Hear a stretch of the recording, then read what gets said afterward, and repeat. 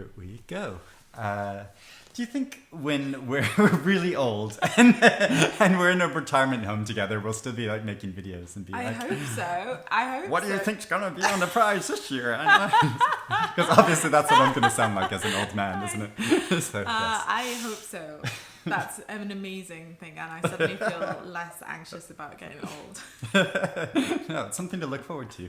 Here we are again. It's the season of the Women's Prize going to start, or at least in a couple weeks' time on March 3rd. I think the long list for the Women's Prize for 2020 is going to be announced. So as is tradition, here we are again to give our predictions or our wish list. Somewhere in between. Which is actually, well, for me, it's a combination this year of predictions and wish list and things I've read, things I've not read. Usually I just give things I've read. So there'll be 16 books on the long list. So we've each picked 16 books, but we don't know which books we've picked. So we're going to alternate, show which books we think. Some of them might cross over. Some we might have completely different lists. We never know. It's part of the fun. But then should we start with my two cheats? Yeah, well, Anna's been sneaky and she's putting in two cheats You did because ask permission to be sneaky. yeah, and it's fine. It's good. Gives us an excuse to talk about more books. So we're picking books that were published between April 1st, 2019 and March 31st, 2020 because those are the eligibility dates. Not just for our own amusement, that's the eligibility, but also a key eligibility point which relates to my cheats is that it has to be over 30,000 words long to be eligible. Yes. And there are two books that are on the cusp, we reckon, and Eric has been more disciplined than I have and has either included them or not, whereas I am having them as bonus choices because I don't want to give away two of my picks for books that I'm not sure are eligible. So those are Strange Hotel by Emma McBride and Weather by Jenny Offill, both of which I've read and really enjoyed. So, but just if you don't see those I'm having those as bonus picks. If you pick them, we'll talk about what we think about them. Go into more depth. Otherwise, we'll circle back and I can say at the end. Great. Here Good. we go. So we're going to go alphabetical order by author's surname. Yes. Should I go first? Yeah, you go first. Okay. This might be matched. I'm very excited to see what Anna's mine are picked. upside down. Oh. Okay, hang on. Technical difficulty. My first one is The Testaments by Margaret Atwood. Ding, ding, ding. Yes. Yay! I mean, it's a pretty obvious choice, isn't it? Co-Booker winner, and it's Margaret Atwood. So yes. I haven't read it yet. Oh, have you not? Okay. Because I did that thing which I always do with sequels where I'm like, I'll read the first one again in advance and then I don't get round to it. And in my head, I'm like, I can't read the new one until I've reread the old one. And I just never get round to it. So, and I don't follow the Booker as closely as I used to. So didn't kind of read it because of that. So and I did do that of reread Handmaid's Tale before it was published, which I'm really glad I did because it reminded me of some details since obviously I haven't read very The much Handmaid's a Tale sequel. since I was a teenager, so I really it's not very present in my head, so I really do think I should reread it to get the most out of this. And it's so I haven't the got thing anything to say about really. Again, well, it's really enjoyable and it is a really good book. But honestly, in my opinion, I didn't think it was the best book of last year, and so was a bit of a silly choice. That I was glad it was on the Booker list, but that it actually won. That had to that whole thing. Yeah, it's. I must admit, I do feel perhaps considering I haven't read it, unfairly prejudiced against it because of the whole Booker Prize furore. It really does colour your feeling of what but that's not anything to do with the book. Or also tangent, I just read The Blind Assassin by Atwood, which I was expecting to love and I thought it was fine. So I've never read that one. I actually feel like I'm wondering if I'm not actually a huge Atwood fan, as in it's not that she's an amazing I enjoyed reading it. I've kind of felt like that about most of the Atwood I've read, and the more I read the more maybe it's just not, as in it's not a comment on her, just more like it's just maybe she's just not like my fave writer. And I feel like having been a bit underwhelmed by The Blind Assassin is also impacting my lack of desire to read the Testaments. So. But if it is on the list, do you think you will? Yes, I mean, depending on they'll make a good excuse the length of the books and what's on there and how many I haven't read, I'm like aiming to try and read all or most of the long list. Okay, well, a match already. Right. Okay. My next one might be one from, I don't know, curveball sort of. The Illness by Clare Beams. Have you heard of this? I have not picked it or heard of it. Okay. This new novel, which I can't remember if it's actually out yet or it's out very soon. It's out this month, basically, in February. And I have not read it, so I don't really know, but it has a lot of like good praise from it. It just seems like there's a good buzz around it. So it's a historical novel set at the end of 1800s, set in a sort of exclusive private girls' school, and a illness besets this school. All the women are beset by a strange illness, and a sinister doctor comes in to assist them or not, or I think that's roughly the plot. Many things I like. I love the boarding school book. Right, well that sounds great. Haven't heard of it, but it sounds great. Yes. Okay, my next one is Queenie by Candace Cass-Williams. I have not put that, but it's very likely choice. Yeah. And I've not read it.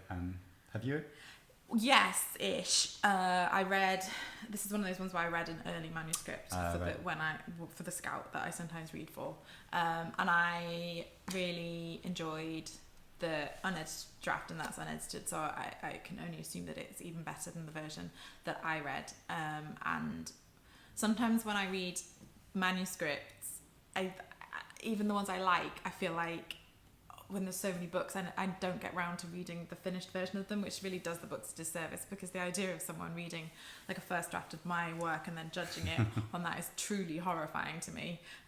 So I'd like a reason to read the finished version of it, because I thought that the draft had this huge amount of potential, and I'd be excited to see what they did with it. And also, obviously, it's been incredibly successful and loved. Lots of people love it, yeah.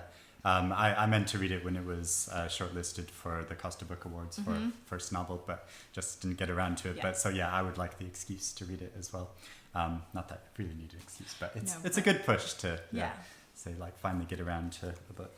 Okay, next one is another one I've not read yet, but The 10th Muse by Catherine Chung. No, haven't read it or heard of it. Okay, it's published by Virago, I think, or Little Brown at least. Okay. So it's a novel about a mathematician, which wouldn't normally draw me in, but it's about a female mathematician and who's trying to, I think, solve a some sort of equation that has never been solved before. I don't know much about math, so but I think it's also meant to be about sort of the history of female mathematicians, and but also it gets into the character's sort of personal history, that I think she thought she had certain parents, but then it turns out she doesn't, or something like that. So interesting. It just, I don't know. Yeah, it sounds like a really good story, and I'm just very curious about it, so would like to read it. Roxane Gay rates it very highly. That's a good reason to think it's going to be good. Okay, my next one is Trust Exercise by Susan Choi. Oh, yes, which I've not read and is not on my list. But. So I haven't read it either, but this is almost entirely in here on the recommendation of Elizabeth Preston. Who thought it was brilliant, and we have like crossover a lot, and we talk about books a lot, and it's one that she keeps telling me that I need to read, that she thinks I'll really like. So I trust her judgment. So I really... It's National Book Award winner, I think. Yeah, it was. I feel like it did made more waves in the US than it did here, but she's an American writer. So yeah, and I think it's about a relationship at school, and like a very intense school, and like a boy and a girl who have a confusing relationship. I don't know. It's obviously not going to pretend we entirely know the plots of the this is basically, I've had this on my to-read shelf for ages, and I really trust Lizzie's taste, and she loved it, and she thinks I'd love it, so that's why I've picked it. And I was given a copy of it for Christmas, and I've not read it yet, so I would like an excuse to read it, so that would be good. So these videos are much quicker when you don't pick books that yeah, but so you don't have an hour-long synopsis and this is why I love it and this is why I love it. Okay. Wait, it's mine next, right? Yes. Yeah. Okay. The Confessions of Franny, Langton by Sara Collins, which I have read. Okay, great. Yes, and so have I, and it's excellent. I only just read it recently during the Costa Book Awards, and then it won the first book category. I loved it. It was one of my top 10 books of last year, and I really loved it. This was a book actually I also read an early manuscript of and loved it so much that I did reread the finished version without any sort of need to. Yeah, that says something. And also we had Sara at Lush Book Club, and she was amazing. I shouldn't have favourites, but she was it was a particularly great event. We had her with Elizabeth Macneal, who wrote The Doll Factory. And brilliant. Oh, yeah. I pride myself on being a fairly competent literary event chair. And when Sara was reading from the book, I was so just entranced by her reading that she stopped reading, and I just literally forgot that it was supposed to be me who was supposed to be saying something. It was so good. She's a brilliant reader. Anyway, I thought it was a brilliant book. Yeah, she's great, and I feel like it has that sort of has a strong plot, and so it feels that it could be that sort of crossover book of it's very commercial, but also it's very smart and really interesting of what it says on a number of different subjects. And I feel like it's one that if it's there is surely got to be a strong contender to win. Yeah, I think so too. This next one I haven't read, and I don't know a great deal about it, but it has a story to why I picked it. Basically, when I first started thinking about this, it was actually at the end of last year. Right. And I put on my list American Dirt, not knowing anything about it, other than it had it's a book that people were talking about. Mm-hmm. And then obviously everything happened, all of the that past month has been crazy. Was discussed. And so I have taken that off my list, even though I still think it might be there. Yeah, I do too. But I have chosen instead Dominicana by Angie Cruz, because this is a book that keeps cropping up on lists of basically people saying, actually read this book instead. So whilst I actually think American Dirt is probably more likely to be on the list, this is the book that I'm going to choose and that I would rather read. It's about immigrant experience in America, and apparently it's really good as well. I was reading lots of those lists of own voices, and this really appealed. So I'd like to read this regardless. So that's this one. Even though I do think American Dirt. Well, maybe we could say if American Dirt is on the list, I might read that instead. Yeah, or instead. I don't know. It's obviously that's a whole other conversation. I know that you've spoken about it. Yeah, we could have a long video, talk and it'd be about interesting to see how much of that conversation has made it into the judges' conversations. The timing probably does make a difference, So who knows? The next book is actually is another one I haven't read. Most of these books I have read, but it just works out that with the author names that The Girl with the Louding Voice by Abigail. Ding, and I have read this one. Oh, you have? Okay, I haven't. Yeah, so it's fair to be surprised, because actually usually when we make these videos I pick a lot of books that I haven't read yet, but I have read this.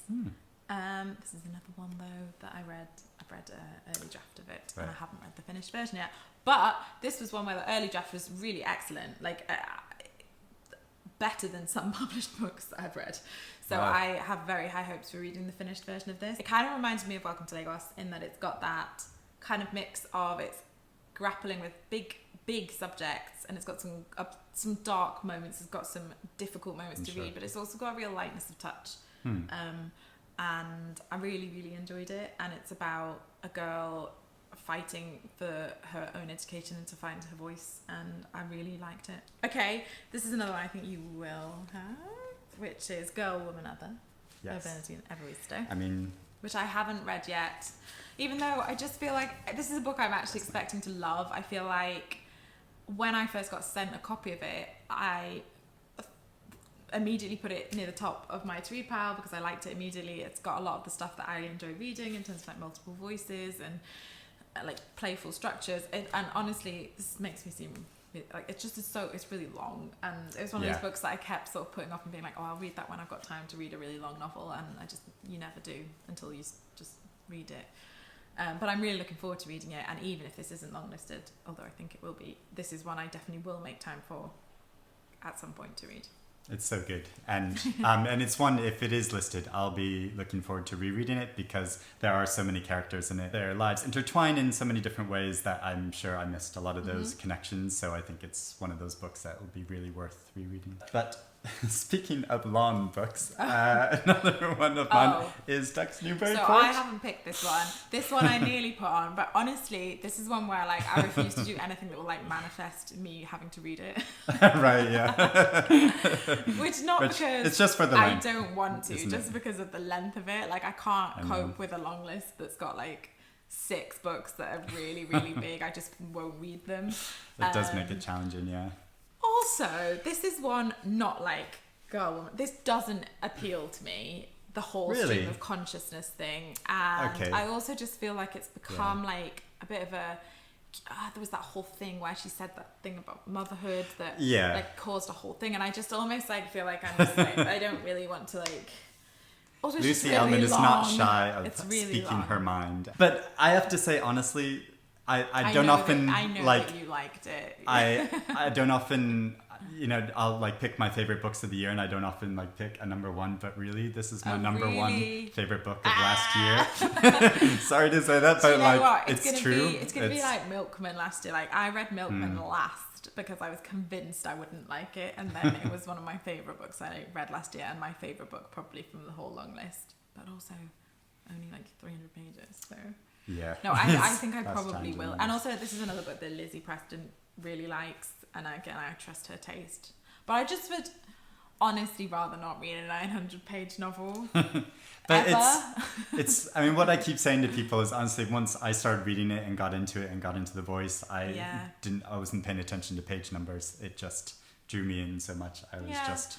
I'm not really like the whole like enjoying it so much. Thing doesn't bother me. Right. It's just the sheer length of it. I think that, I mean, this is hard to talk about because I haven't read it yet, but however good a book is, I'm often reticent to say that the books ever need to be that long, even if they're good, and that it couldn't be improved by being shorter. Yeah. I haven't read it, and there's a couple of, like my favourite book of all time is The Luminaries, so like, you know, I'm really talking nonsense. I'm being inconsistent with my own reading habits. Personally, I think it justifies its length. Yeah. But and I fully recognize it's like a Marmite book. Some people really won't like it if you don't get on with the voice and its sense of humor, then you're not gonna enjoy all 1,000 pages of it. But yeah, I'm torn between like not wanting to have to read a 900-page book and also the fact that if I am not required, but you know, if I read it because of this, I probably will like it. So next is The Mercies by Kieran Millward-Hargrave. Ah, yes, which I've not put on my list, but was on my sort of long list of possibilities. I've not read it yet. Full disclosure, Kieran is one of my closest friends, and I want it to be on because I think it's a great book and because I love her very much. I'm not going. If it is, I'm going to have to like take myself out of like really like. I thought it was brilliant, and I am honestly just over the moon for how well it's doing. But I'm not going to get into the nuances of it because she's one of my closest friends, but I would very much like it to be there because she's one of my closest friends. But anyway, so she should say she's a children's author and this is her first novel for adults. It's a historical novel. One I've been really looking forward to, inspired by a real life kind of witch hunt in Norway, like the real northernmost bit of Norway. I'd massively recommend it, but I'm not even going to pretend that I'm not hugely biased. So yeah. There's no way you can't be. So it's fine. Yeah, and I really want to read it, so I'm hoping it's on the list. But I mean, I'm going to read it anyway, actually. So if it is, you can talk about it, and I'll just like make faces at the side. That'd be fun. Okay, my next one is Paul Takes the Form of a Mortal Girl by Andrea Lawlor. Okay. Now I have to say, I'm not even sure this would be eligible because I think I'm not sure. Andrea Lawlor identifies as non-binary, so I don't know if they would want to be submitted for the prize, or if the publisher would submit them, or if they'd be allowed, or all that thing. But you know, with after Freshwater last year, perhaps it could. But this was also one of my favorite books that I read last year. So just for that reason, I want it to be lauded and given more attention, because I feel like I don't think it's got any prize attention yet, and I thought it was brilliant and so much I really liked it too. Oh, you read it? Yeah, Okay. yeah, Great. I must admit, I hadn't thought it would be eligible, but of course I don't really know, because I feel like the prize was a little bit confused itself about Freshwater last year. But I thought it was brilliant. It's inspired by Orlando by Virginia Woolf, which is one of my all-time favorite books, and it's a kind of very modern. Well, it takes place in the 90s. It's mentality. But mentality. Yeah, it's very modern, and but also like consciously does some things that Orlando doesn't, kind of moves along from that, and for me it was just like part of the reason why I loved it so much. I know is totally just a personal thing, that like it was a big nostalgia thing, because I was sort of coming of age in the 90s, so very much identified with that sort of counterculture, sort of like sexual discovery period of life that I got totally swept. It's brilliant. Yeah, it's more of like it's a riff on Orlando, using that central conceit of a character that switches genders.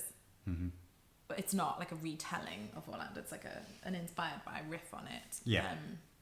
But it's great, and it's also just great to read something that's so creative and playful and different. And so smart too. Like it made me think about the way we like present ourselves and how other people interpret us and make assumptions about us. And there's just it's so good. My next pick is one that I don't know that this is definitely a wish list, not a prediction. But I love this book. It's 1,000 Ships by Natalie Haynes, and you'll have heard me talk a lot about it, because she talked about it a lot last year already, before it was even published. Because when The Silence of the Girls was there, this is just a much better version of the same thing, which is, I think, will count against it. Although it's a different judging panel, and theoretically that shouldn't make any difference.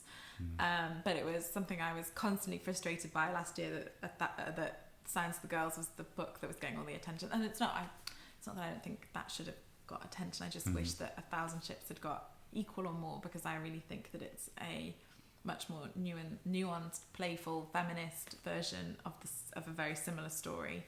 And I would love for it to get more attention on this prize. Honestly, I loved it. It was brilliant. It's another it's actually the female voices from the Fall of Troy, as opposed to like pretending to be, but it's actually just Achilles. Shady, just sounds. Do you know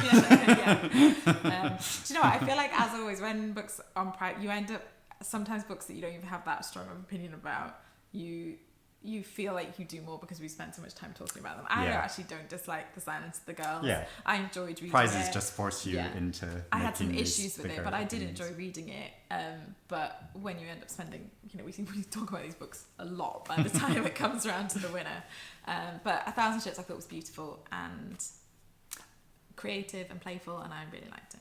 I feel so guilty. I've still not read it, even after all your massive praise. I mean, when you talk about books with such adulation, that I feel like I really should read them, and then I feel guilty when I haven't. Although I get nervous that because I have a copy on my shelf. It's quite a quick read, I would say. And my next one is which you mentioned already, The Doll Factory by Elizabeth Macneal.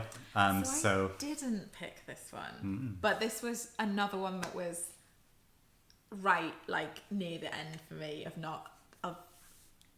It seems like a very women's prize choice as well. It's a historical novel. I really enjoyed it. From a woman's point of view, who wants to become an artist and becomes an assistant to a male artist with very questionable things, and a man is stalking her. So it's very thrilling, as well as smart historically. It really gives me a whole view of London that I haven't really thought of or seen, and also it features a wombat, which is one of my favorite animals. So I was very happy about that. Honestly, now we're talking about it, I think maybe it's even suffered just from the fact that I read it ages ago.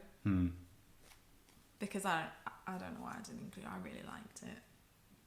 Well, but there's too many. You have to make hard choices, and it was a very hyped book, but one that I think totally deserved the hype. She's a great writer. Yeah.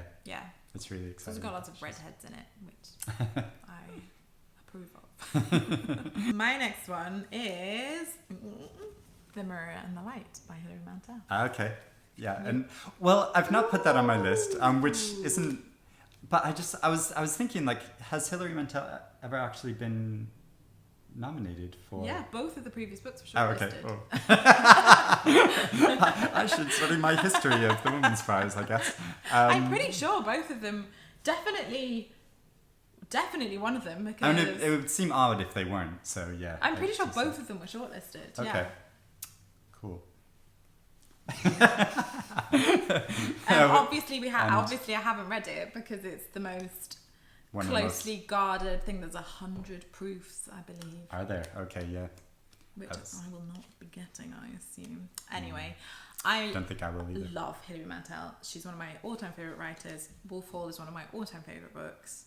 I love historical fiction. Actually, A Place of Greater Safety, her French Revolution book, is also one of my favourite books. Yeah, I've heard that's great. It's very long. That's a really long book that I love. It's very long, which is why I haven't read it yet.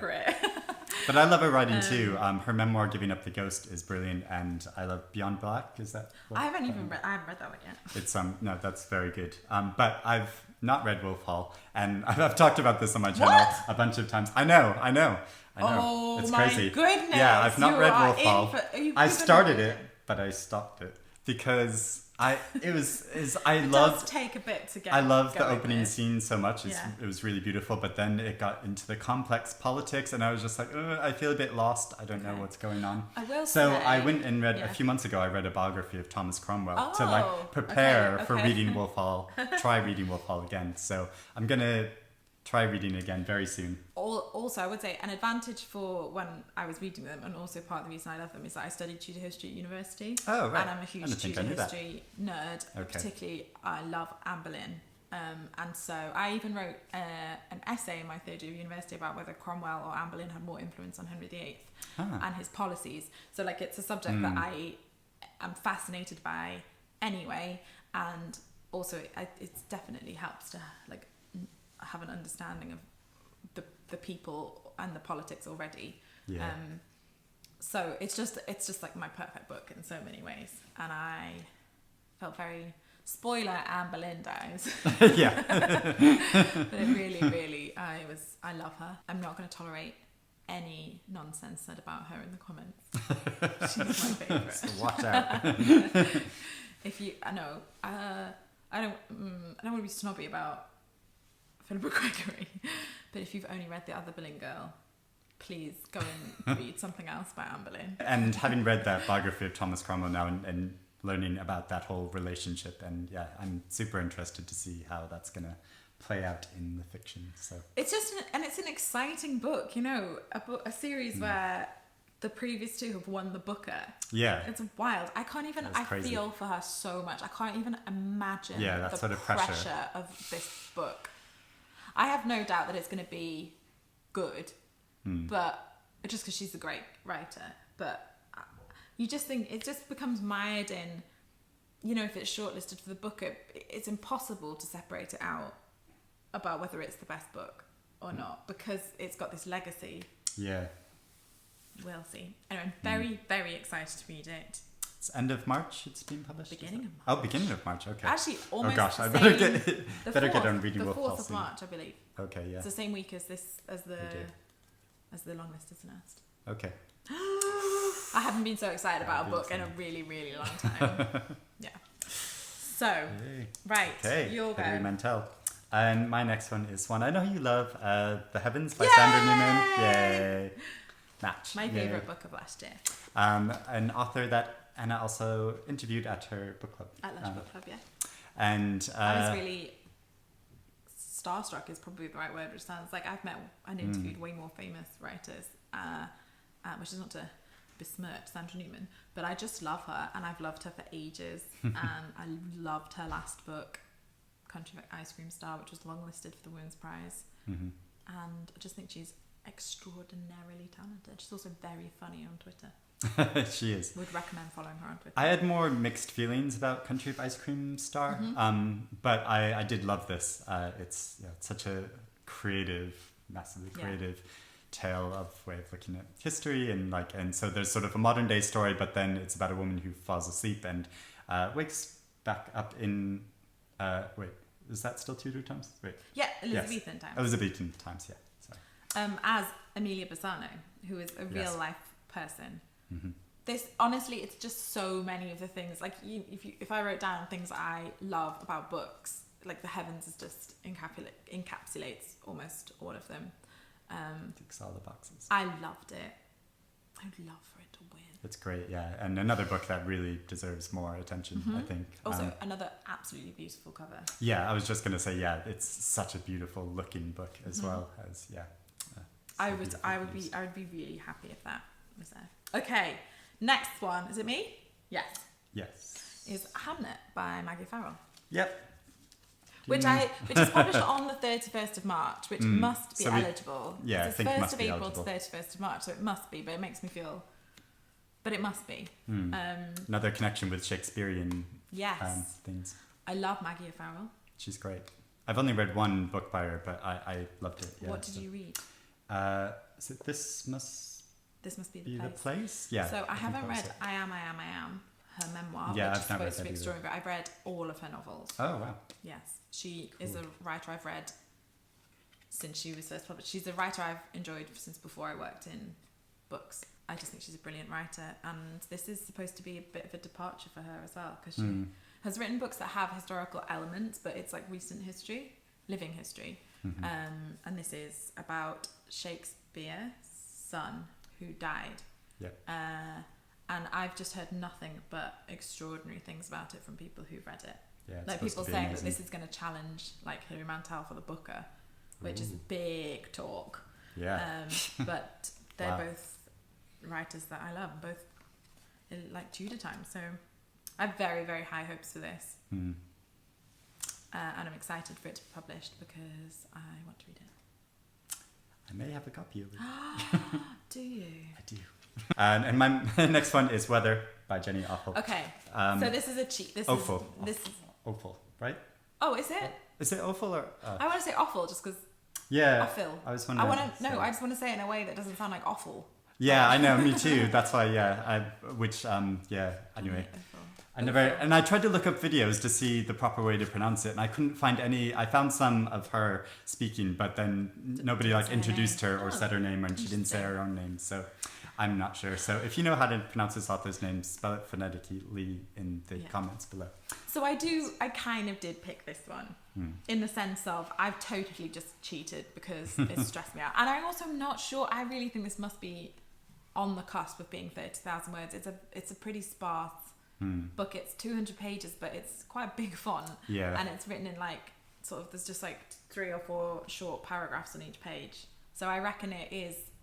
I'm not just being annoying. Like I do think that there's a strong chance that it's not long enough. It might be under the word limit, but the main thing, the important thing is that it's a really great novel, and I think we both just read it this past week. I read it yesterday. Yeah. So. I read it like 5 days ago, and it's so good. It's very funny. It had me laughing a lot of the time, but it's also a very smart look at modern day Actually, it's sort of. I was comparing it slightly to Ducks Newburyport because it's like it almost feels like a heavily condensed version of a very, very condensed version of Ducks Newburyport, but it does take a different perspective and uses a different style. But like equally a sort of like innovative style to Ducks Newburyport. I would say, but different. It's great. It did make me feel quite anxious about climate change. Yeah. And like I don't say that flippantly, as in I feel like it's not necessarily trigger warning, but like I just like it really did make me feel quite anxious about climate change, and that's good in the sense of like we should be anxious about climate change, but I just feel like it's very much about that, and made me feel at times panicky about that. So just to, if that's something that you find stressful, just to be aware that's very much what the book is about. Yeah, there's lots of anxious characters in it who are all preparing for the worst. But it is also very witty, but it's grappling with that. It's not like a heavy read. It's just it's talking about climate change, which is a very real problem. Yeah. Yeah. Okay. My next one is The Dutch House by Anne Patchett. Yes. We've got more matches than usual. I haven't read this, but it's so good. I have heard that, and I feel like from reading about it, it's it's my sort of thing. Also, I've read previous books of hers and thought they were utterly brilliant. I think she's an amazing writer. So she's previous winner of the one. She won for Belcanto. Yeah, Belcanto, which I've not read actually. Yes. And State of Wonder is brilliant. It's great. So I keep meaning to read this, and I have high hopes for it. I think you'll love it, yeah. And it's but I feel like it's a difficult novel to like sort of sell in some ways because there's not a huge amount of plot, or at least like not a huge amount happens in it. There like because it's about like two children from a sort of like wealthy family that are sort of dispossessed from that privilege and. So I feel like a lot of the novel is just sort of like this brother and sister sort of sitting outside the house they once lived in, sort of looking at that house and having these conversations, which doesn't sound that thrilling, but like the way she presents it is just so poignant and beautiful, and like it just had me enraptured. I'm excited. That's what I'm excited to read. Okay, my next one. I sort of didn't want to just like do a repeat of like a lot of the Booker long listed books, but I felt like I couldn't help it. So 10 minutes, 38 seconds in This Strange World by Elif Shafak. I haven't picked it or read it because some people who I usually have similar opinions with didn't like it. Ooh. So I haven't read it. Yeah, and I can understand how some people would have mixed feelings. And actually, I had the opposite opinion of a lot of people because it's a novel slightly in two halves. So it concerns the story of a prostitute who's just been murdered and sort of following her thoughts in final moments before that's supposed to be how long your brain like functions. Still stays active after you've yeah. like technically died, but your brain is still functioning apparently. Doctors say, and so so it's sort of following her thoughts through that short amount of time as she's like reflecting on her life. But then the second part of the book goes somewhere slightly different. And a lot of the criticism I heard of it, of people said that they liked the second half of the book less, whereas I felt like the second half of the book sort of made the book for me. Interesting. So, so I'm interested to hear more people's opinions about it. And also I think it's a really good book. That's made me more interested to read it. I feel like there's just been a couple of people that haven't really got on with it that I usually sort of overlap taste with. Also, I'm just aware the lighting is going a bit wacky because there's a storm happening outside. Yeah, sorry. Speaking of weather, there is Storm Dennis is happening in the UK now, so the lighting is going to go in and out. Sorry.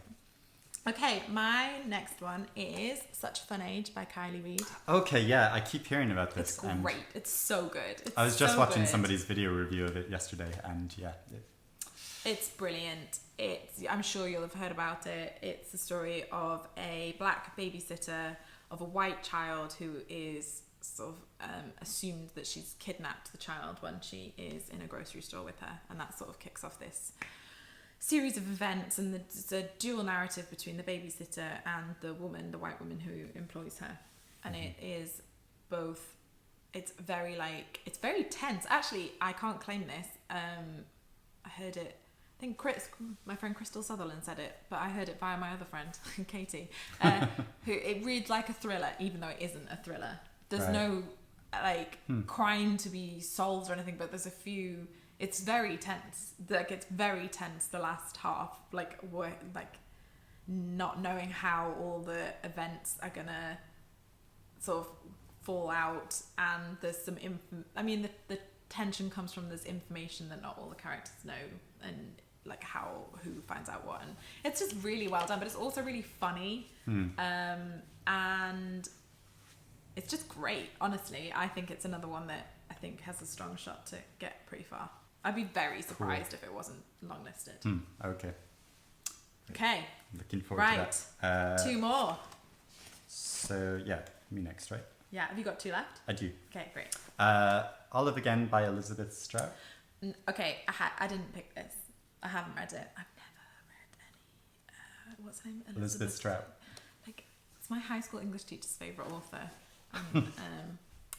I'm shocked. I know. Wow. It's like one of those authors. It's not on purpose though. It's not like one of I those don't think things I'll you like just it haven't and got I've been to. avoiding. So many people think it's good.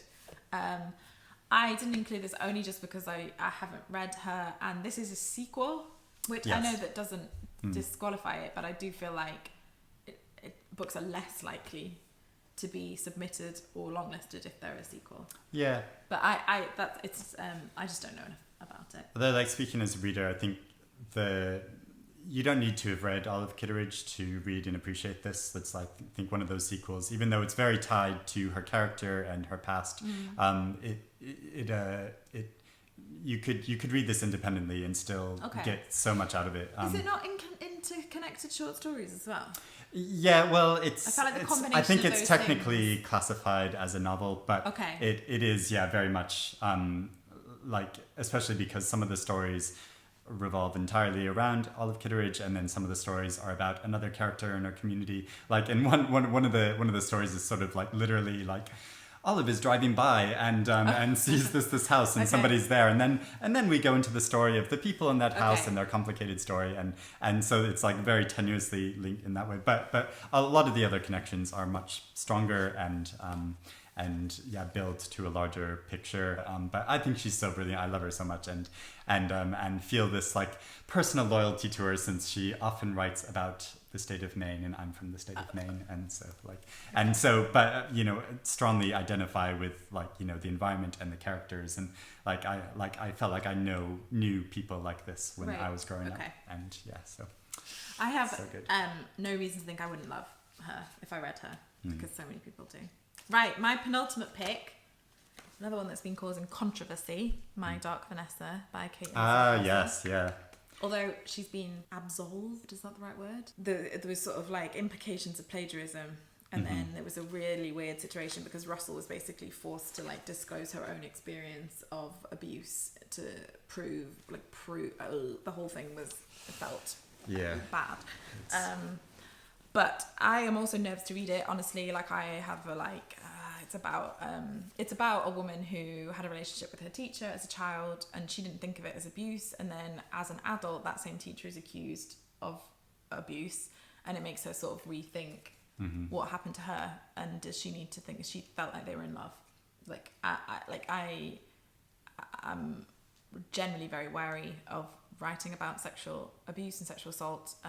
This is supposed to be brilliant. I feel like there's people who I trust who have said it's excellent. Also, she's another author that is from Maine, so it's just Maine coming through. Mine's another Booker one, Frank Kissstein by Jeanette Winterson. No, I nearly picked this. I haven't read it. Another book that's so fun. It's like really creative and intelligent, while being. I haven't read it, so I can't comment, but I must admit, part of the reason I didn't read it was because some people said it had like problematic stuff of its trans characters, and that like the trans character is used as a bit of a punchline, and that made me feel very wary of it. That wasn't my reading. Okay. That wasn't how I took it. I mean, I've heard that criticism, and I can understand why people feel that way. I don't feel like it was doing that or doing it in a way that was like disrespectful or misrepresentative. But I'm not trans, so I can't really say from like experience, but just my experience reading it was handling that character as respectfully as the other characters, and also because I think the tone of the novel is slightly absurdist and is taking this sort of sly look at our culture and society. So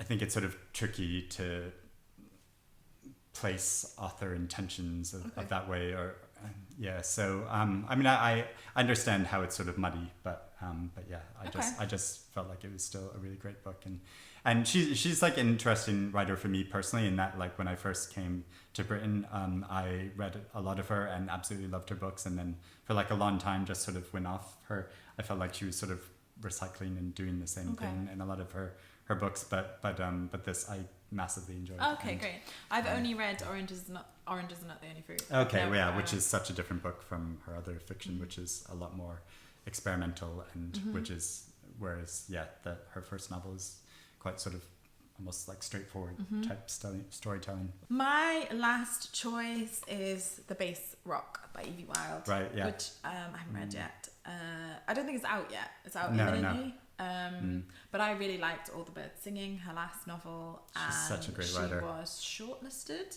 for that book or longlisted for that book. I think so, yeah. And I really like her as a writer, and I believe that this is about 3 generations of women, or not even like direct generations, as in women in 3 different ages, all in, I think, Scotland, a remote part of Scotland. So they're like linked by the land. Which also just feels quite women's crazy, you know, like multiple generations of women, and like, I think there's like witch stuff in there as well.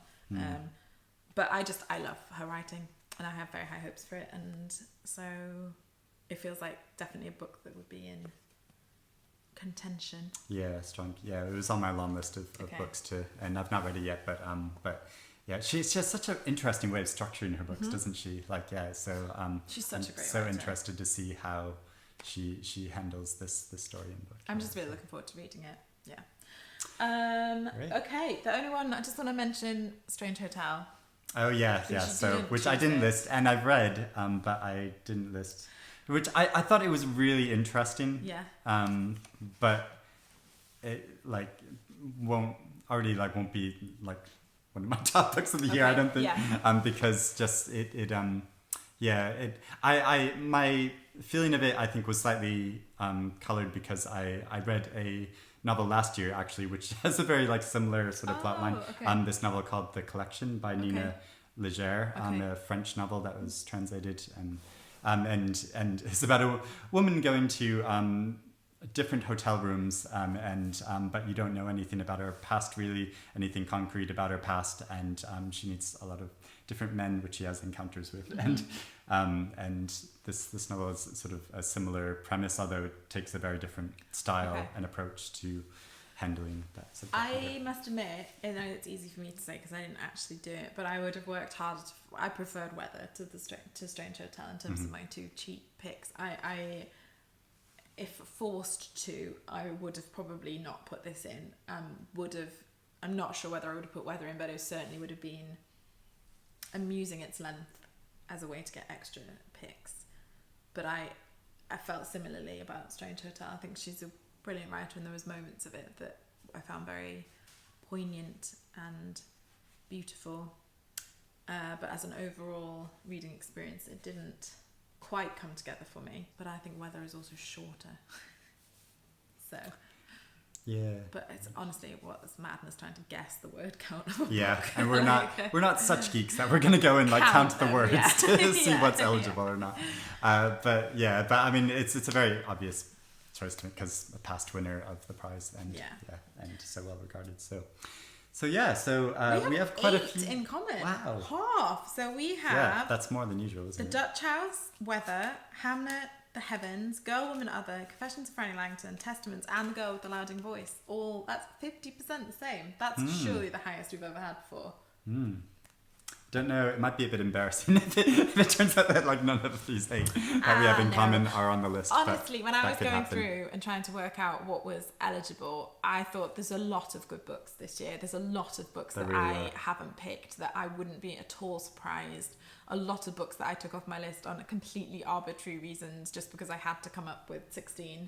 I feel like this year there's not many books that I feel like super strongly like definitely going to be there. I feel like there were a few on the list, but there's a couple, but I feel like it's a year where I'm always aware that there hasn't been a year ever when there hasn't been books that I haven't even heard of, you know, and sometimes the smaller we're presses, always surprised by some. Like they're just not on my radar so much, the tiny presses, and it's always great to see them represented. So be prepared for some surprises, I think the only ones, I think The Heavens, I just love so much. I think that's the only one. I think I'd be very sad if The Heavens wasn't there. Oh, and The Confessions of Franny Langton. The 2 I have the most, because that I've read, that I have the deepest sort of emotional relationship with. No, I think Confessions of probably for Franny the Langton's best going of to do it. very well. Yeah. Exciting though. Yeah, so we'll see in a couple of weeks' time on March 3rd, when Wednesday, March 3rd, the Longlist is going to be announced, and then the shortlist will be announced on April 22nd, and the winner will be announced on June 3rd. So we have all that to look forward to this season. We haven't planned out exactly what we're going to do, depending on sort of what books are there and time and such like, but we'll certainly be doing some more. Some sort of follow-up to this. The minimum will be we'll do a winner's prediction, but I imagine we will do at least one thing in between. Yeah. In between that. If not more. And maybe some more Hilary Mantel content. I'm excited for you to read Once I Offill. catch up, gosh, I really need to get on that because it's very soon. No, but I can be your. I think once you have to just like stick with it in terms of like just maybe don't worry too much if you don't know. There's a lot of a lot of characters that don't really mean anything, but it's because it's based in history. They were there, and but it's okay. And also I can be your resident Tudor nerd. Okay. Have you on call and WhatsApp who is this person again in Tudor history? I mean, I probably I don't know. But also I should say this is a special year for the prize because it's the 25th anniversary of the Women's Prize. So I think they're doing a special thing too of sort of looking at past winners, and then towards later this year I think they're going to do a public vote on what everyone's favorite winner is of the year. So and there are several winners which I've not read before, so I was looking to need to catch up 11 of the 25. I haven't actually counted, but they're encouraging people to read along, read the 25 winners, and then I think in the autumn there's going to be events and a vote. Maybe we will do that as well. I don't know, that would be 3/4 of our year taken up with a women's prize, which is a big undertaking. It wouldn't be a bad thing. There'll definitely be more of us talking about the Women's Prize, you can be sure. we'll get excited about it as when the Longlist is announced. Yes. And I'm so excited to see what's going to be on it. Me too. Yeah. But we won't be doing a video for reacting to that, but I imagine we definitely will both be personally reacting to that on our social media. So follow us there. Yeah. I'm a case for books on everything. Yeah, which is easy to remember. I'll put it down below in the description. Anna's Twitter and her Instagram, and I'll probably do an Instagram story. I feel like I'm embracing the fact that I'm probably gonna abandon YouTube for Instagram stories. You should come back to YouTube. So much work. Thank you very much for watching. If you have watched all the way through to the end of this, tell us what you want there. If or you what have don't want there. Books that you really want to champion already before, that you're really hoping to see on the list, let us know in the comments below. Let us know if you've read any of our choices, what you think about them, and we'll probably see you for some sort of shortlist prediction / reaction. Yeah. Exciting. Great. Okay, thanks. Happy reading, everyone. Bye.